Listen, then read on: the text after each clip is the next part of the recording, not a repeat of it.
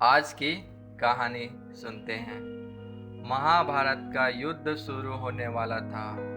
कौरव सेना की ओर से भीष्म पितामह, द्रोणाचार्य, कर्ण, अश्वत्थामा जैसे महारथी और असंख्य सैनिक थे, जबकि पांडवों की सेना कौरवों की अपेक्षा बहुत ही कम थी। पांडव सेना में अर्जुन, भीम के अलावा ही कुछ ही महारथी सेना में शामिल थे। उस समय युधिष्ठिर ने भी यह मान लिया था कि पांडव सेना कौरव सेना के सामने ज्यादा दिनों तक टिक नहीं पाएंगे। कौरव सेनाओं की स्थिति देखकर तो यही लग रहा था कि इस युद्ध में कौरवों की जीत हो जाएगी। यही सब देखकर पांडव सेना में उत्साह बहुत कम था। इसी वजह से पांडवों की सेना पर नकारात्मकता हावी होते गया।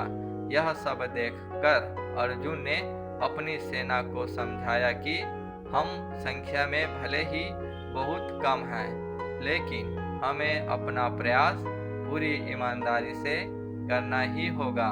हमारे साथ स्वयं श्री कृष्ण जी हैं और हम धर्म के लिए युद्ध कर रहे हैं। हमें हार के बारे में नहीं सोचना चाहिए और सकारात्मक सोच के साथ ही युद्ध करना होगा। फल क्या मिलेगा यह तो भगवान के हाथ में है। अर्जुन की इन्हीं सभी बातों से पांडव सेना में उत्साह लौट आया।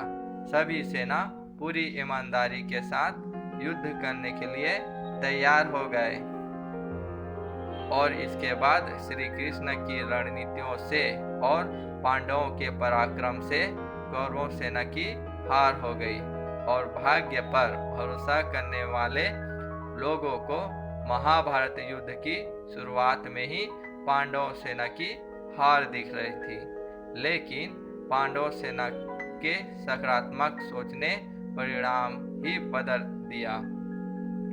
तो इस कहानी से हमें यह सीख मिलती है कि काम कितना भी मुश्किल हो, हमें नकारात्मकता से खुद को बचाना होगा। अगर असफलता का डर मन में बस गया तो आसान से आसान काम भी पूरा नहीं हो पाएगा। इसलिए हमेशा अपना सोच सकारात्मक बनाए रखें और अपना प्रयास निरंतर ही करते रहना चाहिए। धन्यवाद।